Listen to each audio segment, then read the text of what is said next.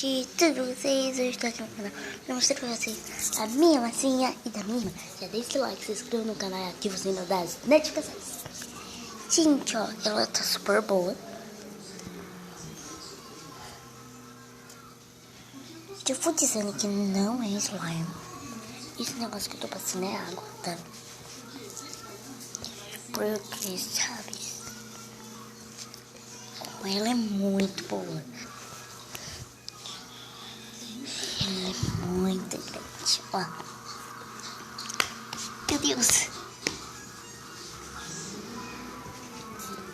Cuidado até um pouquinho no chão, sabe? Ó, já deixa o like, se inscreva no canal e ativa o sininho das notificações.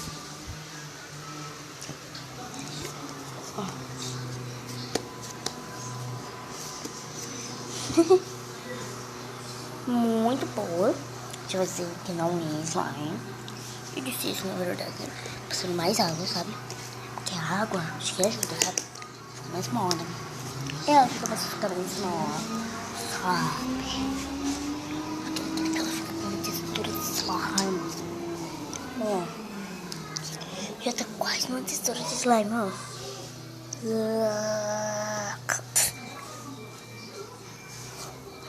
Oi, gente.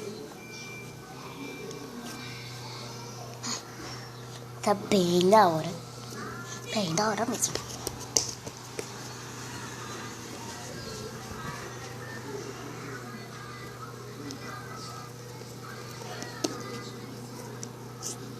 Uou. Olha. Tá agora, né? Você vem aqui, faz você. Faz que nem uma massa de pão. Água, sabe? Bastante. Mistura. Rapidão.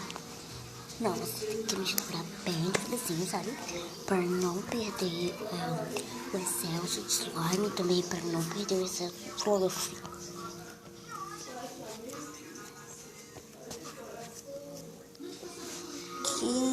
Ó, então, gente, olha como é que tá ficando. Tá ficando muito boa. Parece que isso daqui até é slime. E ela é muito pesada, gente.